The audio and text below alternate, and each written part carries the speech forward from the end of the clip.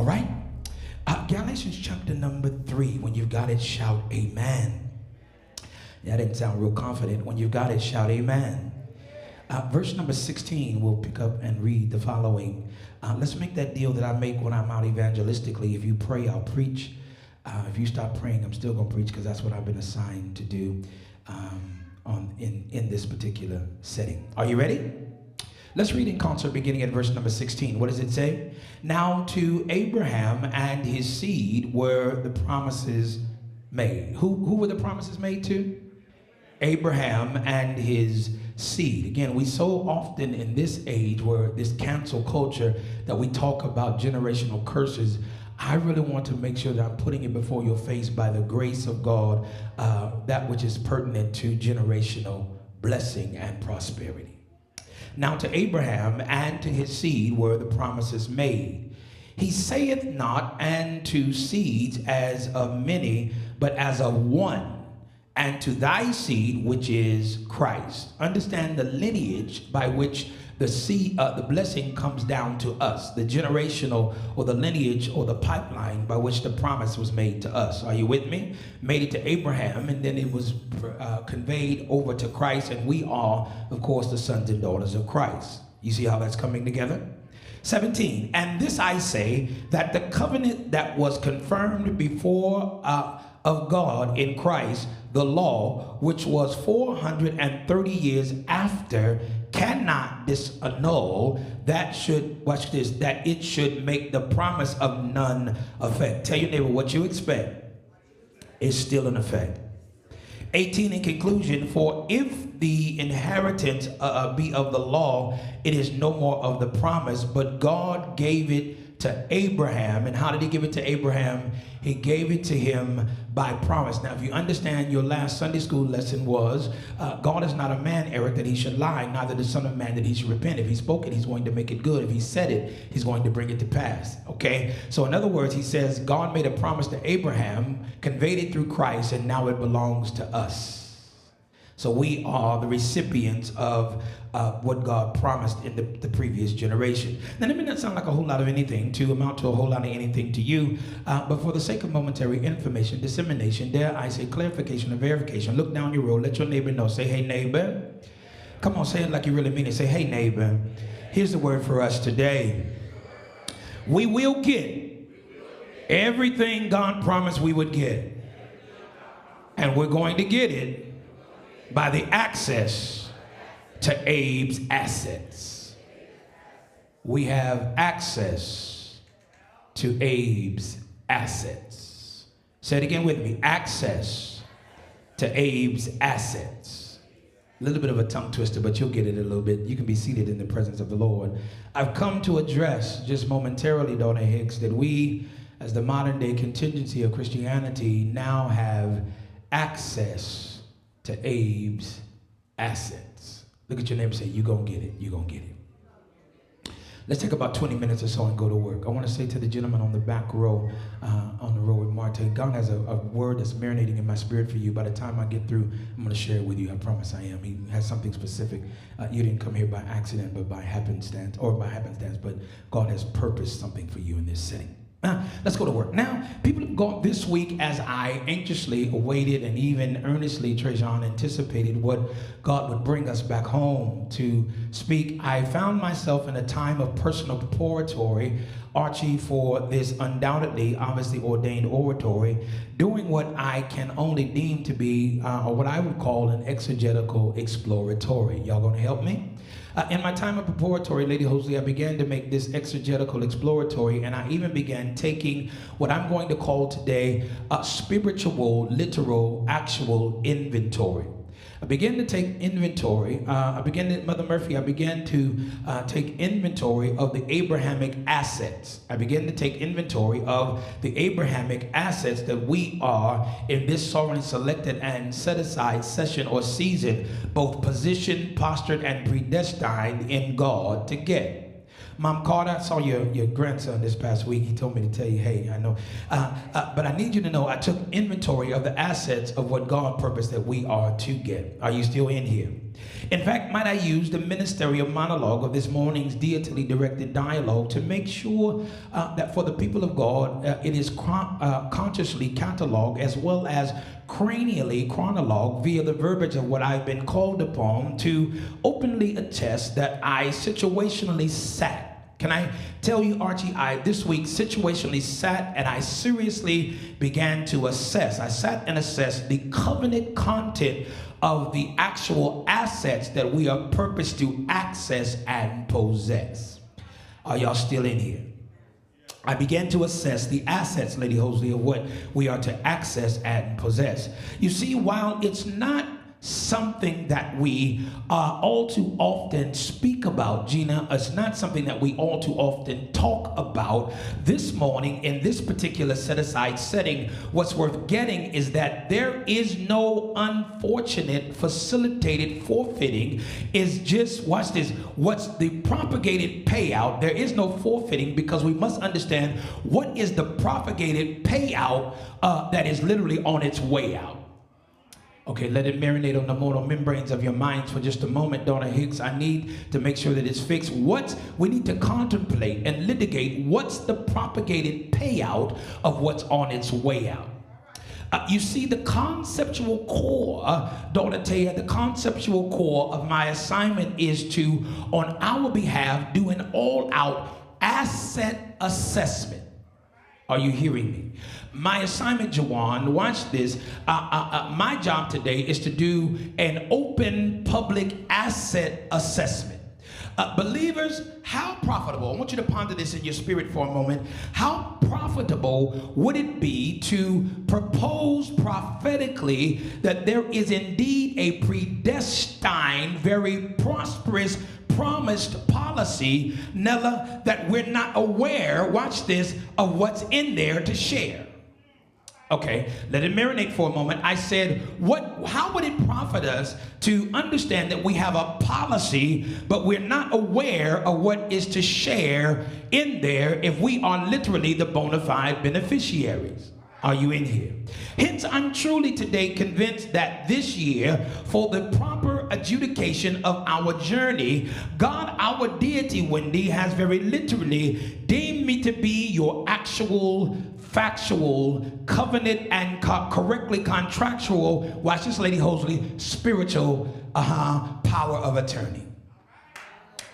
Today I must act as your pastor, but also for this journey, I am today your spiritual power of attorney. And it's by his singular sovereignty, Joanne, you walking with me? It's by God's singular sovereignty that we know him to be seriously selective, that I've been called upon as we survived and we've now arrived in the year 2025 to issue out. My job is to issue out what I can only deem to be his divine directives.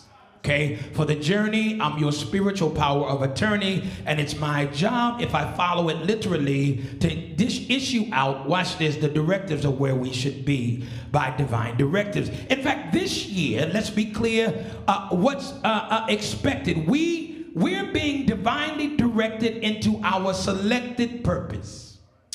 This year we're being divinely directed into our sovereignly selected promise.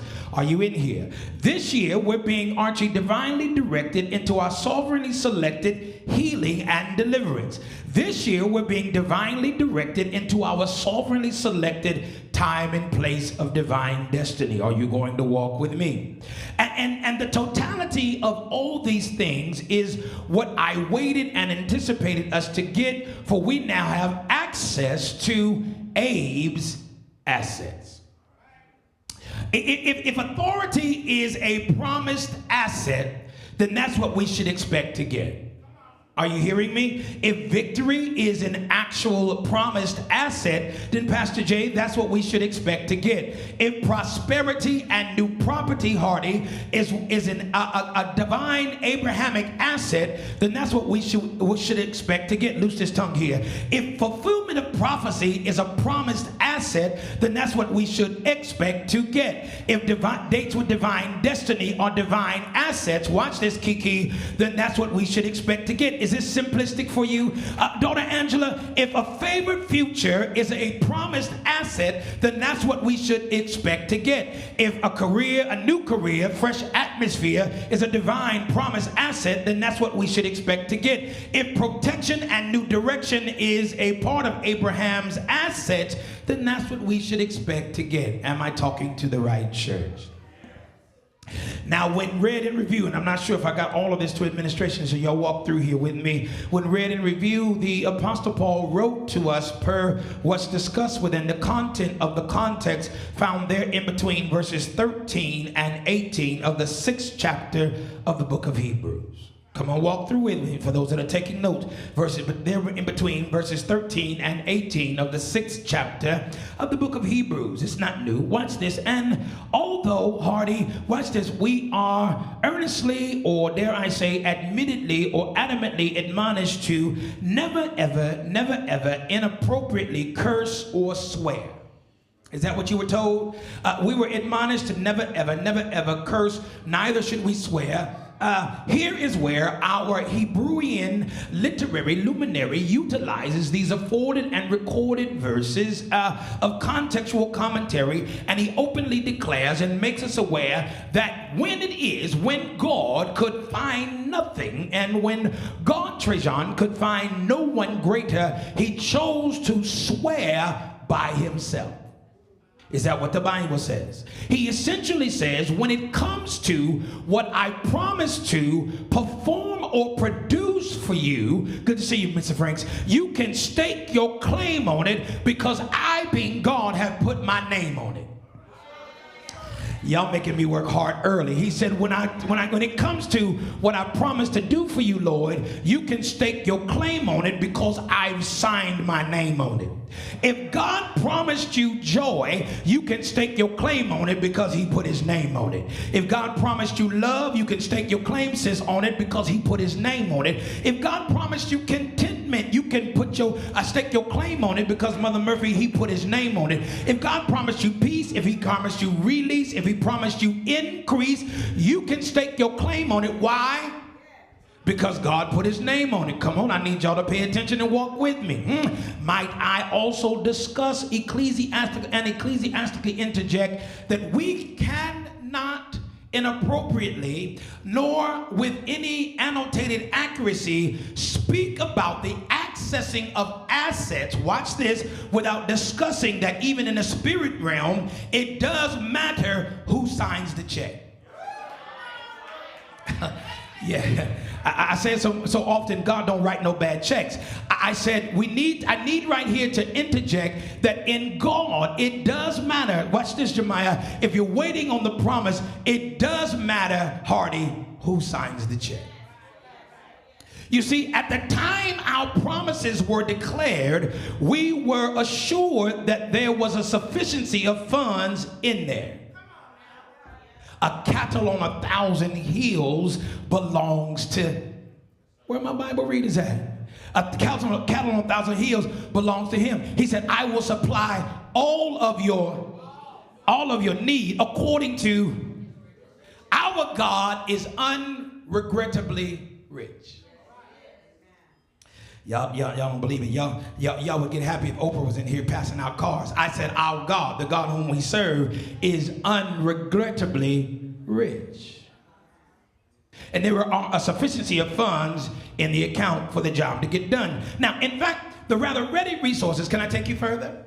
The rather ready resources were predestined prepared, and this morning we are all being made aware that they are in there. Watch this. And via the verbiage of this text, the apostle projects. Am I giving y'all too much?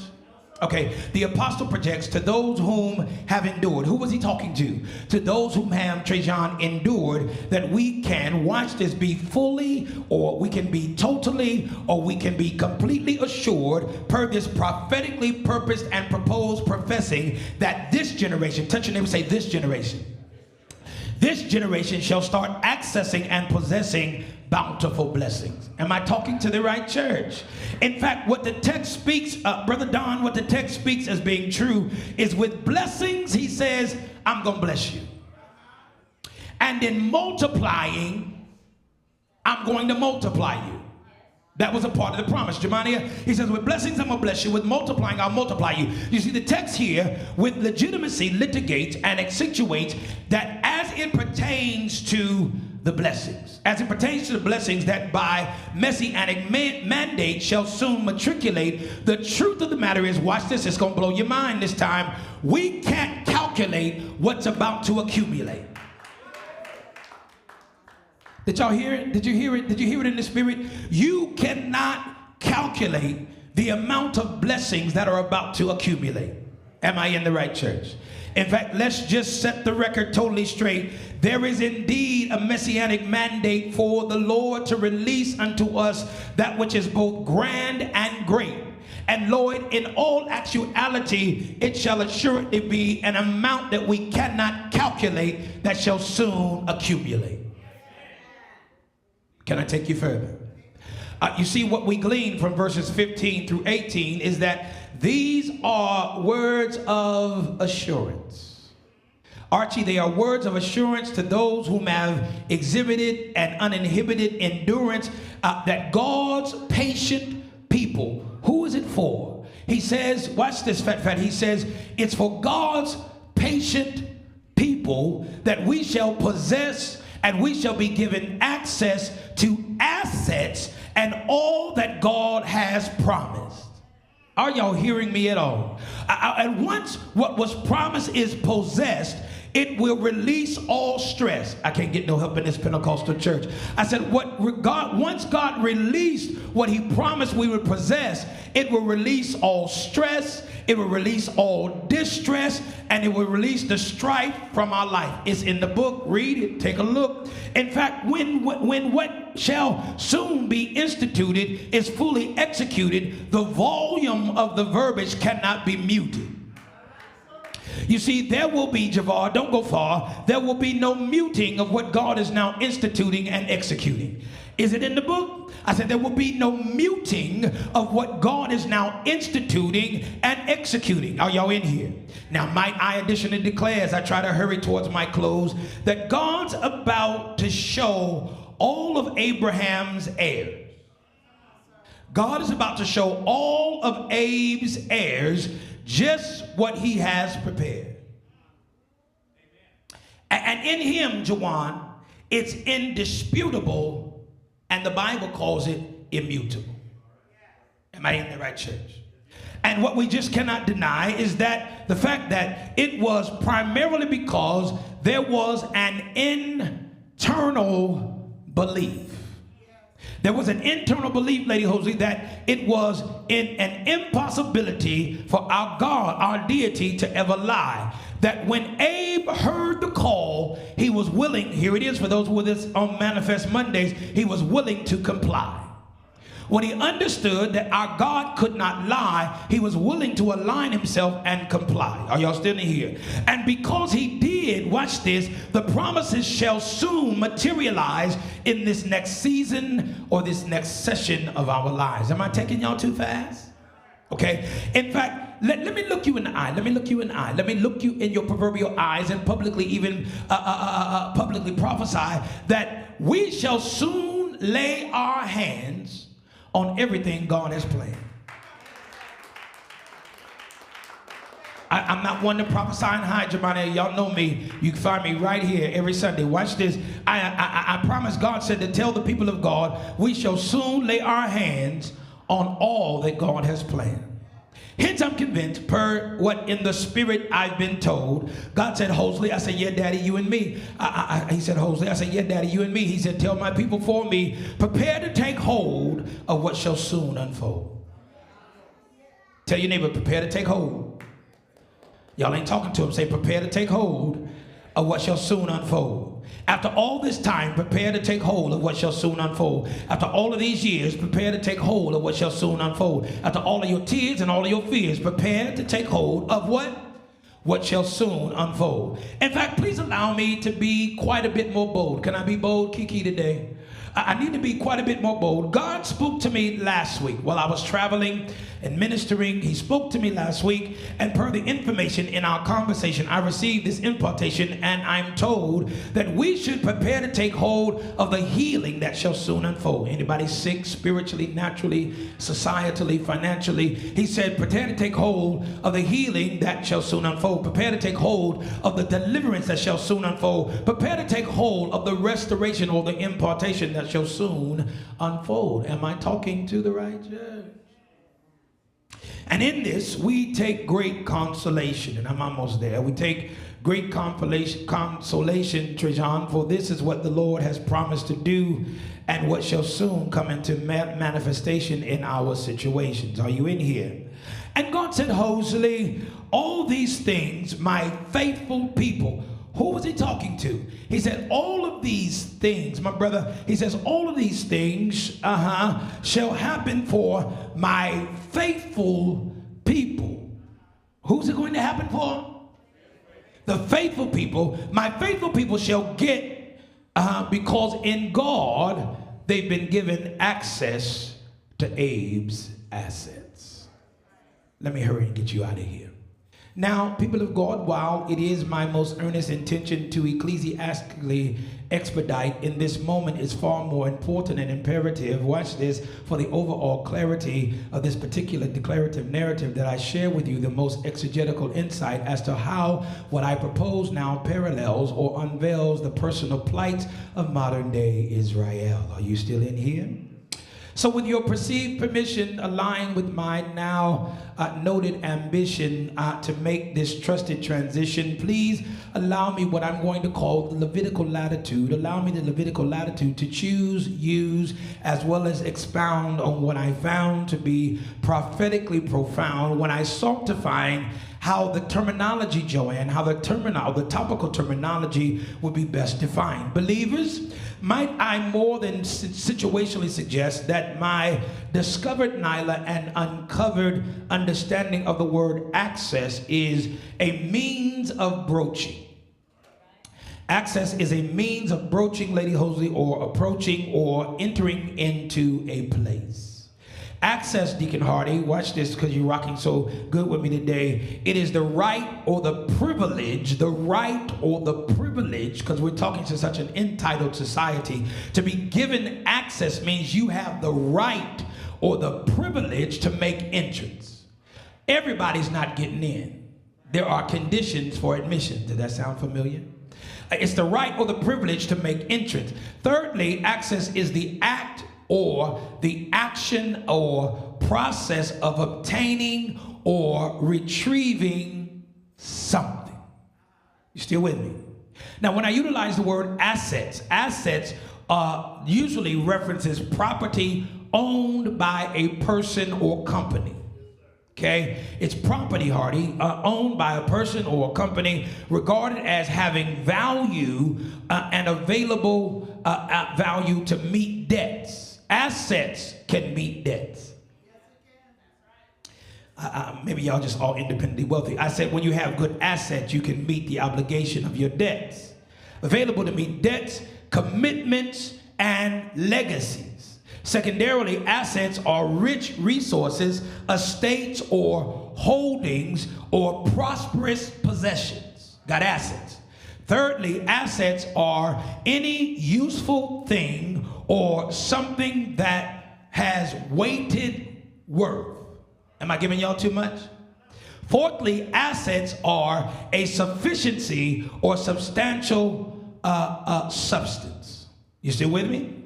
Now, if these rather distinct and definitive definitions are to be heralded as being indisputably true, then a very simple sermonic synopsis of what I've been anointed, appointed, and even designed by the divine to share with you, I must insist, is this: are you ready? We as modern day Israel, Lady Hosley, now find ourselves broaching, or dare I say we are approaching and entering into a place. Anybody been feel like you've been moving lately? We're entering into a place or a space where we will obtain or gain property.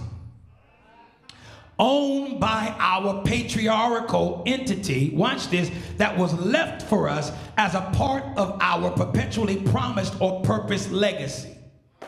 I don't know if y'all catching it. I need you to understand. God says your patriarch, Abraham, that Abrahamic entity left property that now belongs to you, and it's going to be a part of your legacy. Y'all not talking to me. In fact, despite any and every challenging circumstance, watch this, Jalea, despite any and every challenging circumstance, this is our long-awaited and greatly anticipated chance, watch this, sis, to advance and make entrance into sessions, or dare I say, daughter Hicks, seasons of more than sufficient substance, and now take hold of some rather rich resources, estates, holdings, and plenteous, watch this, very prosperous possession. Look at your neighbor and say, prepare yourself. Prepare yourself for God to do everything that He promised you. I can't get no help in here. You see, despite all disturbing distractions, let me expose them so we can close them. Despite all disturbing distractions as well as injurious infractions, God has initiated the actual Javar action. He's initiated the action or perpetually, watch it, perpetuated process of opening up areas. Are you walking with me? He's opening up areas. Okay, I need to say it again. He's opening. Oh, I didn't see it like, I know because it's an unseen thing. He's opening up. I drove past that so many times and I didn't see it. He's opening up areas. What is He doing? Opening up areas, and He's opening up property, and we have been purposed to possess it. Am I talking to the right church? Even more plainly, I need you to see with your spiritual eye that we are on both the border and the brink of getting what we've been divinely designated to get. Am I talking to the right people? In fact, this week, point at a neighbor, say this week, what I almost audibly heard the Lord Himself speak is that we have access. I knew it would be hard, but I know it would be this hard. We've got access. Angela, we've got access to Abraham's assets. You with me, Arch? Tell your neighbor, I got access. Now, over the past 2 weeks, can I be honest with you? As I asked our God to unveil just where we as modern day Israel now find ourselves in personified perpendicular parallel, He turned my attention to what we find mentioned and gleaned from the book of Romans chapter number 4, there in between verses 9 and 18. Romans 4 between 9 and 18. Hence, might I situationally share that right here, Trajan, is where the Apostle Paul, if I can teach, even if I don't preach, the Apostle Paul both decrees and Paul declares the prophetic pretense. Can I give you the prophetic pretense? Cameron, it's the prophetic pretense under which the Abrahamic covenant or the Abrahamic promise is parenthetically predicated. Can I give you the principle upon it's predicated? You see, it's detailed via verses 9 through 12 that the Apostle Paul wants us all to be aware that the promise was prepared for more than just the known heirs. Let it marinate for a minute. I said the promise was prepared, but who was it prepared for? Far more than just the known or originally identified heirs. For there had been, Germania, dispositional division because the religious right, watch out, I'm going down your road. There had been this division, this dispositional division because the religious right felt they had insight that the promise was only made or conveyed for those who had gone through the process of bodily circumcision. Okay, I taught on it Monday night if you were here, so let me go back and regurgitate what you heard me communicate. Because the religious right thought they had great insight, they felt like the promise, Mr. Franks, that it was only reserved because they were so used to talking about division, they thought the promise was only made to those who had had bodily circumcision. You see, the promise was never to be paired with circumcision. Okay, thank you, Lady Jose. I know you hit me right here. It was never to be paired or combined only with bodily circumcision, but directly tied to a people who dared to put themselves in proper position. Okay, so the transition 2025, the transition 2025, the transition 2025 will have everything to do with you making the right decisions. Okay, and it put them in proper position for their once corrupt conditions to be transitioned. Am I teaching the right church? Hence, I'm convinced that according to what's conversed via the 16th verse, what Paul wanted embraced is the fact that the promise was to be, am I helping anybody? The promise was to be given or Javar garnered exclusively by God's grace. And it would only take place after being facilitated by faith. Are you hearing me? I think I'm giving y'all too much. If you don't overload, wait at me and I'll slow the train down. I said the promise was to be given, watch this, by God's grace to those who would facilitate a level of faith. You hearing me? The just shall live by faith. And without faith, it is impossible to be in a pleasing place with God. Are you hearing me? In fact, Paul proposes to the people that in principle, access to Abe's assets when conceptualized or are not legalized. Are you hearing me? But here it's been emphasized that the assets shall materialize and they shall metastasize and be readily realized and recognized wherever faith is actually exercised. I don't know if y'all catching it. I said the promise will only materialize when faith is exercised. You hearing me? You see, in all actuality, if I don't preach, I got to teach until it gets all the way in because you're my family members and friends. Paul is publicly found here, publicly professing that Abe's intended descendants. Wave if I'm helping you at all. Abe's intended descendants shall soon be the rather ready recipients of what I'm going to call faith-based blessings. No faith, no blessing. Faith-based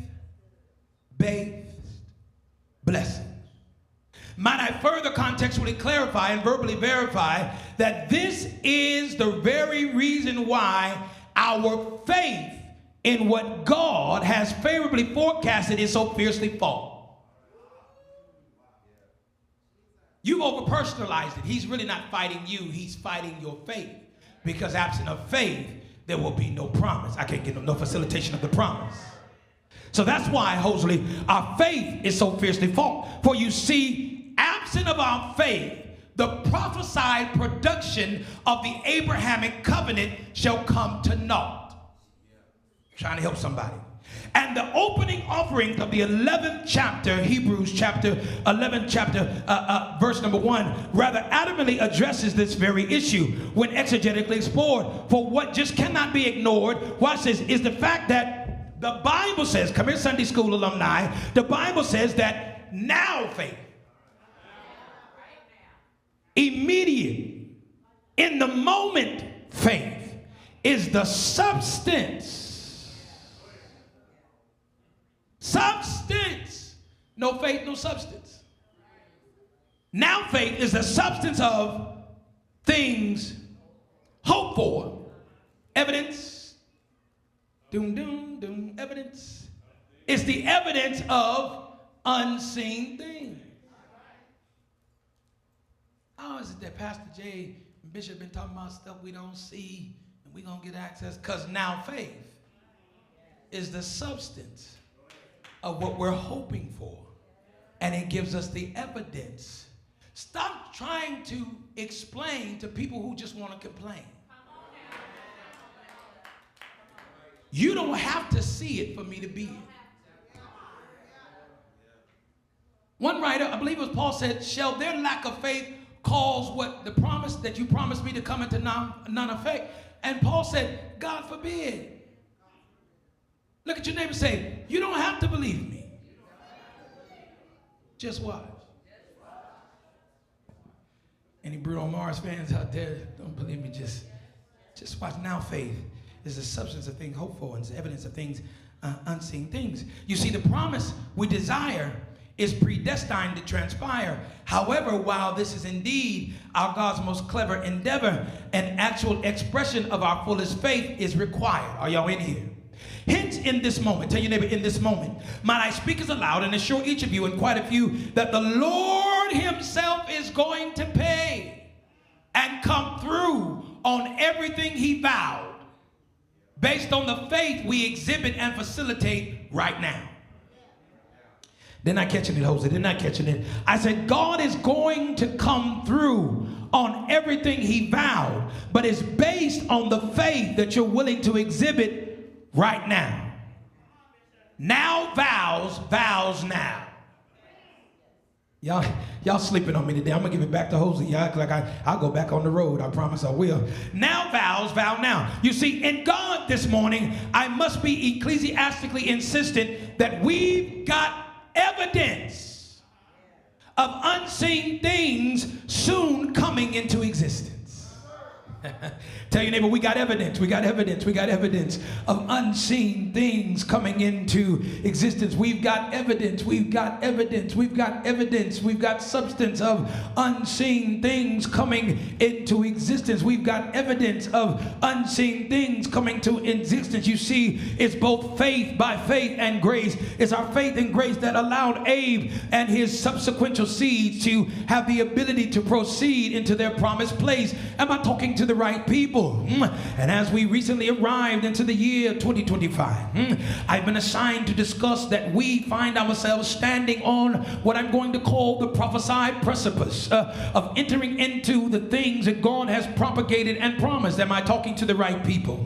However, while this is the Lord's endeavor, Lady Hosley, we need to know that what was required of Abe at a time previous is precisely what God now requires of us. Am I talking to the right church? I said that what God required of Abraham at a time previous, Trajan, is what now he has precisely and divinely required of us. In fact, in this ministerial moment, let it be clergically communicated, verbally validated, as well as annotated and then authenticated that in this next session or in this next season, the promise has been messianically mandated, but it's going to be faith facilitated. Am I talking to the right church?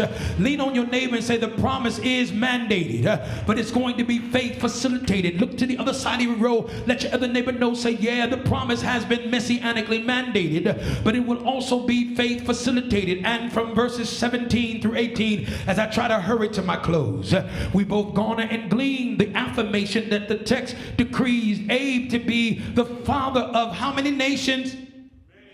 Many nations. Thank you, Bible readers, which gives us the actual indication that the promises God made to Abe, Nella, the promises that God made to Abe, hear me, Nella, I don't know why I'm talking to you so much today, but the promises that God made to Abe will remain in full effect for multiple generations. Are y'all hearing me? In fact, Abraham fully believed that our God's perpetual promises would generationally be received. Am I talking to the right church? Now, there's no doubt in my mind. Let me slow this train down for a minute. There are no doubts in my mind that while, watch this, Archie, while Abe was postured or while Abe was positioned to immediately align as now assigned with the predestined will of the divine, what's not discussed is that, watch this, it would be for each of us, there were erroneous thoughts being interloping. Watch this, began to start interloping. Watch this, hence I'm convinced with that existence of a combination of both substance and evidence, it was his actual, it was his factual, it was his covenant and contractual, very literal mental mechanism for coping. Erroneous thoughts started interloping, so he had to engage in something that would help his mental mechanism for coping. Instead of doping, watch this, he started hoping. Y'all not saying nothing to me. When thoughts, erroneous, negative thoughts started interloping, the only way he could start coping without doping is he was encouraged to continue to keep hoping. For the Bible said Abe hoped against hope believed in hope. Y'all not saying nothing. And from this I've derived, as the year 2025 recently arrived, not only are we grateful that we survived, but we have this fresh and new opportunity to arise and thrive. Am I talking to the right church? If in the likeness of our forefather Abram, watch this, God told me to tell you, keep your hope alive.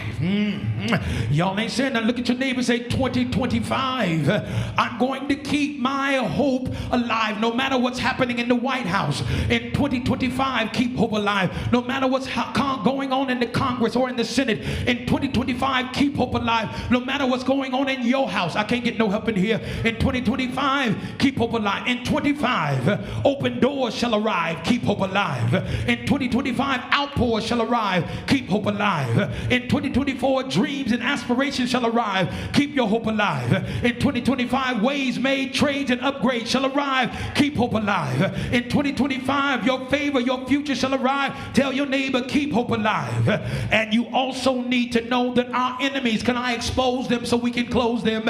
You need to know that our enemies, you need to know that our adversaries are extremely upset. You've been wondering why you're getting weird text messages and weird DMs. The enemies and adversaries are extremely upset about what you're about to get because you've been given access to Abe's assets. Who am I talking to?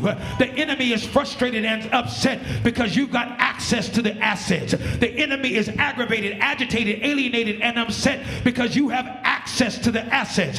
Nella, I said the enemy is irritated, infuriated, intimidated, and upset because you've got access to the assets. The enemy is devastated, discombobulated, and upset because you have access to the assets. The enemy, you make him sick. He's nauseated. And he's upset because you got access to the asset. Look at your neighbor and say, that's why they so upset, because they know I got access to the assets. That's why they so mad and upset, because they know I got access to assets. That's why they so cantankerous and upset, because they know I got access to the look at your neighbor and say, my favor ain't my fault. I just got access to assets. They don't like me. They upset. They're talking about me, scandalizing me, criticizing me. They upset because they know in God that I've got it. Because every time they beat me down, I come right back around. I got access to the assets. Can I take you further? I'm almost there. So per what the text projects, I'm almost done. Y'all give me a good time. Watch this. We're going to run. It's our faith and our ability to keep hoping. Keep hoping for accessing unseen things that God has been promising shall start happening.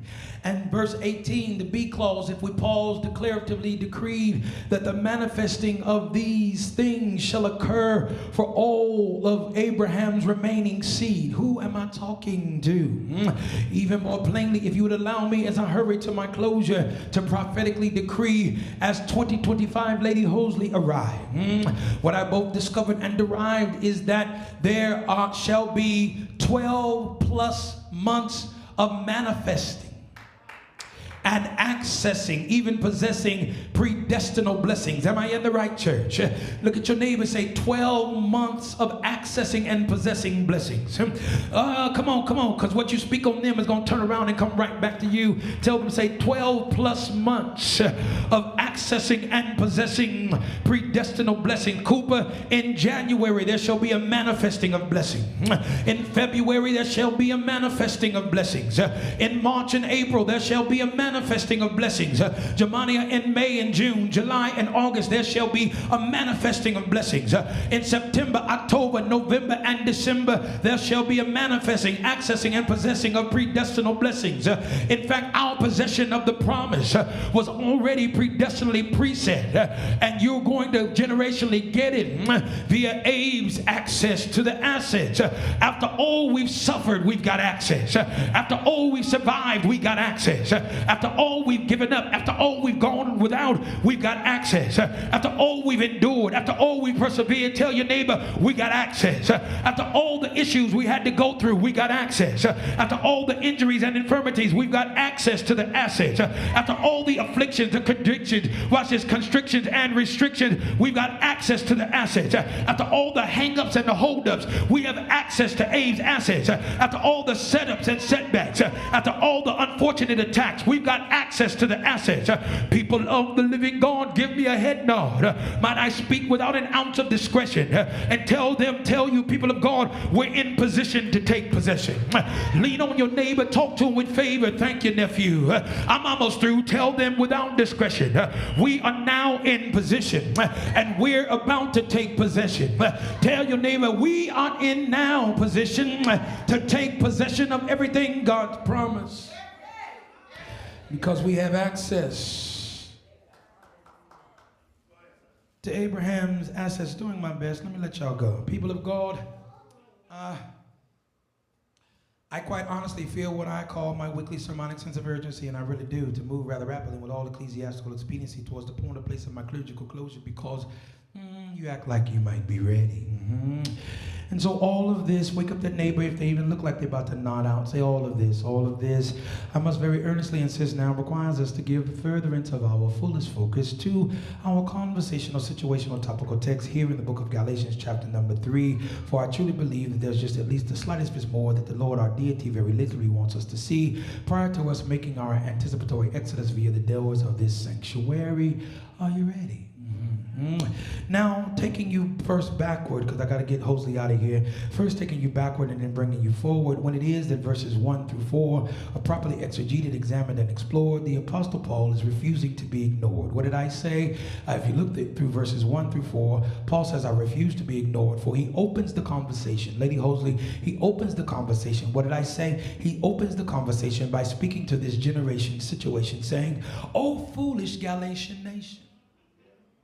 That's what he called them. That's between you and Paul when you get to heaven. If you get there, you're going to ask him why he called them a fool. But he said, "Oh, foolish Galatian nation."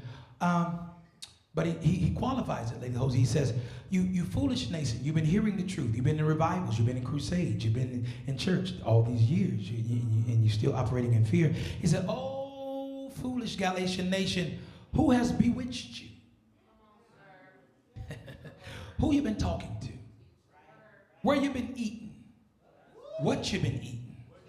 What conversations have you been in? Whose DMs have you been peeking and sneaking into? Y'all was already not liking me, so you might as well rub it in a little further. "Oh, foolish Galatian nation, who has bewitched?" Maybe I'm dating myself, but back in the day, there was a show called Bewitched. And we just watched it and watched it. Then I see the twinkle in her nose, and then her daughter was a witch. Generational witches. And we just watched them. Look at the wind. Bewitched and Baby Witch. Tabitha, wasn't that her name?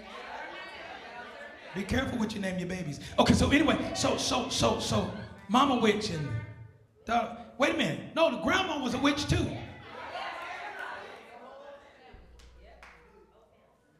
So, whoa. When you know better, you do better. We just watch that stuff. I'm going to take you here and I'm going to bring you back. I used to love the Dukes of Hazzard. But on the roof of that orange car was just a good old boys. Never meaning no harm.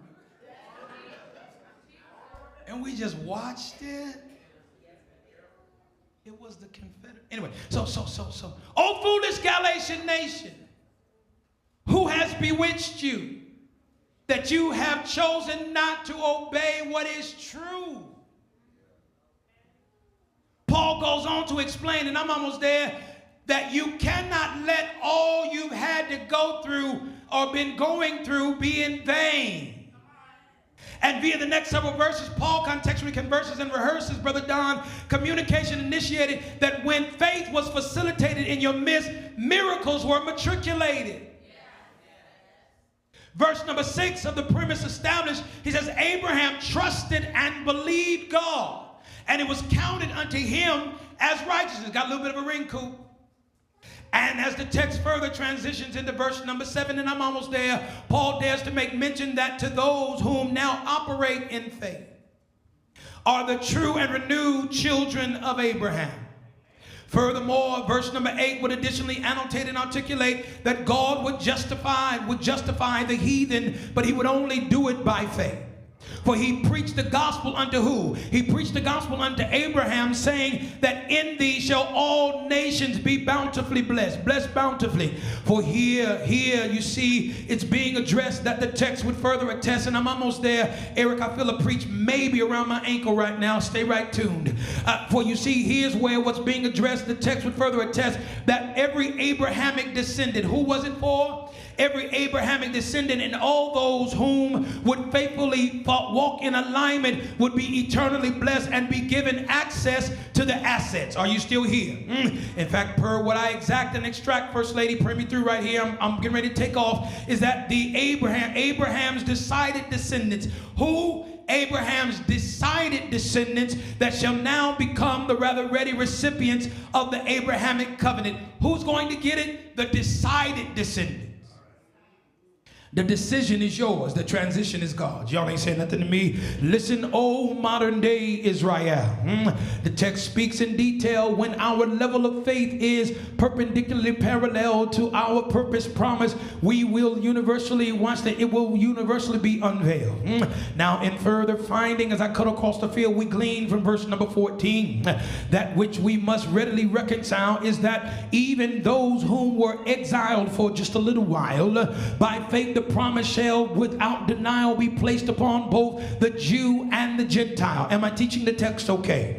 And as far as I'm concerned here, Mother Murphy, is that we learn that for this next generation, or for this next dispensation, I want to talk directly to you now, for this next dispensation, or for this next generation, the covenant shall be both affirmed and confirmed as being predestinedly permanent. What did you say, Bishop? I'm so glad that you asked. I need to confirm that the covenant is permanent. Okay, I'm almost there. I said I need to confirm, per what I've learned, that the covenant is permanent.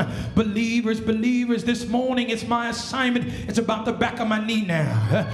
My assignment is covenant. The covenant is permanent, and my assignment is to make the essence of this both evident and apparent. Give me about 2 minutes. That while the injuries inflicted by our adversary were also very necessary, you need to know for a solidified certainty that we very literally are yet the bona fide beneficiaries of the permanent covenant. Am I in the right church? You see, indisputably and unarguably, Lady Hosley, this is not something that the enemy can prevent because the covenant is permanent. This is not anything that an adversary can prevent because the covenant is permanent. This is not anything a manipulator, a hater, a perpetrator, or a placater, watch this, can prevent because the covenant is permanent. This is not something that a skeptic or a critic or an error analytic can prevent, because why? Tell your neighbor, the covenant is permanent. In fact, nobody can stop it because the covenant is permanent. Nobody can block it because the covenant is permanent. Nobody can hinder it. Nobody can halt it because the covenant is permanent. Nobody holds it, can terminate it or eliminate it. Watch this, because it's already been substantiated. Tell your neighbor the covenant is permanent. Nobody can deny it nor disqualify it. Nobody can nullify it because the covenant is permanent. Tell your neighbor nobody can shake it. Nobody can break it. Nobody can overtake it because the covenant is permanent. Tell your neighbor nobody can take it because the covenant is permanent. And in this season, as I go to my close, in a matter of a mere few moments, our God is postured. Play with the brakes. Our God is now postured.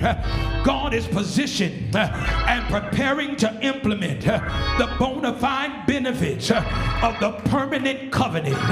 Look at your neighbor. Say they may not like it, but they cannot stop it because the covenant is permanent. Now, in fast forwarding up to and through the rich recitations of verse 16, the text conveyed that unto Abe and his soon coming surviving seed was the promise made. I come to tell you, according to what the text we are told, the promise was put on hold for 430 years old. Look at your neighbor. Say, what's about to unfold is 430 plus years old. Y'all ain't saying nothing to me. Tell them, say, yeah, it's old, but my promise is about to unfold. Yes, the purpose has gotten old, but it's about to unfold. In fact, the promise that God made to Abe is aged for this stage, and it's about to be engaged. Wreck your neighbor. In fact, grab your neighbor by the hand, shake it like you're gonna shake it off if you can, and say, the promise is well aged, but it was set up for this stage, and it's about to be engaged. In fact, our promise shall be manifested just as expected. The situation shall be manifested just as expected. Your place of habitation, the promise shall be manifested just as expected. Our promised open door, our promised outpour shall be manifested just as expected. Your promised miracle shall be manifested just as expected. Your promised victory, your promised opportunity shall be manifested just as expected. Your promised anointing, your promised appointing shall be manifested just as expected. Lean on your neighbor. As I go to my seat, I said, lean on your neighbor and tell them the blessings that God promised still exist in our midst. The healing that God promised, it still exists in our midst. The enhancing, the advancing that God promised, Hosley, it still exists in our midst. In fact, let me prophetically project what you can expect. You need to know for a certainty that Abraham's bank account is really healthy. I think you missed it. Tell your neighbor, my daddy's extremely wealthy, and watch this, I'm gonna get what he promised I would get, because I've got access to his assets. Healing is an asset, and I've got access. Deliverance is an asset, and I've got access. Breakthrough is an asset, and I've got access. Healing is an asset, and I've got access. Jump on your feet. Don't be discreet, and wave your hand all in the air like you just don't care, and tell your neighbor, this is our year to get our assets. This is our month to get our assets.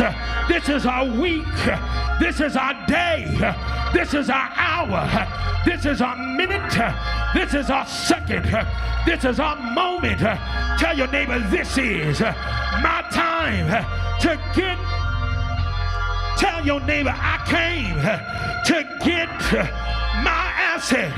In fact, tell them, say, I, you, me, and we are heirs to what God has prepared. And tell your neighbor, every heir is about to get theirs. Y'all missed it. I watched it fly over your head. Say, every Abrahamic heir is about to get theirs. No more waiting. The heirs are about to get theirs. No more debating. The heirs are about to get theirs. No more contemplating, investigating, interrogating, mediating, meditating, marinating. The heirs are about to get there. Grab your neighbor up around the shoulder, rock them and shake them, and say it even bolder. Say, I am, you are, we are the heirs, and we're about to get what God promised and what he prepared. The heirs are taking over. The heirs are lifting and shifting. The heirs are elevating and graduating. The heirs are coming out, coming through, and getting their breakthrough. And there's one more thing, Lady Hosley, one more thing I come to tell you. As we cross from 24 and 24 arrives, God said your promise will no longer be postponed, because we're heirs to the throne.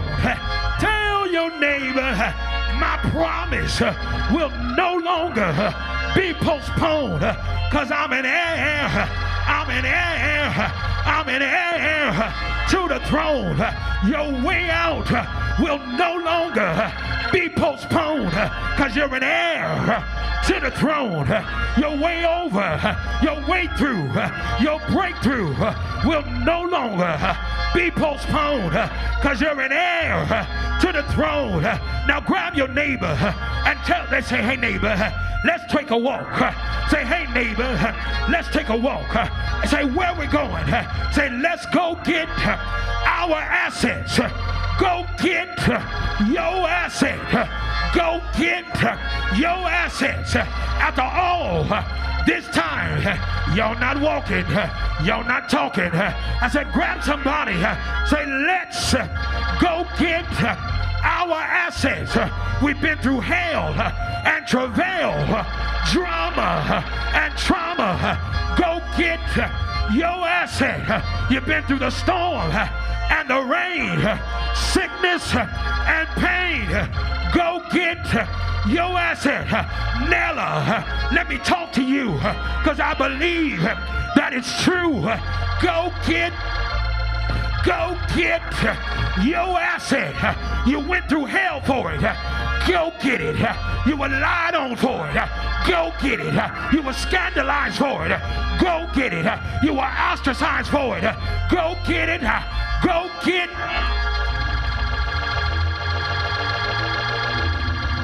Tell your neighbor, I'm going to get.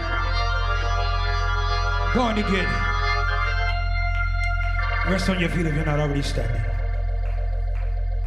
It would no longer be postponed. Because why? I'm an heir to the throne. Tell your neighbor, I'm a king's kid. In this season, stop talking about what people did. You're a king's kid. In fact, they did what they did because you're a king's kid. Your fight is because of your family.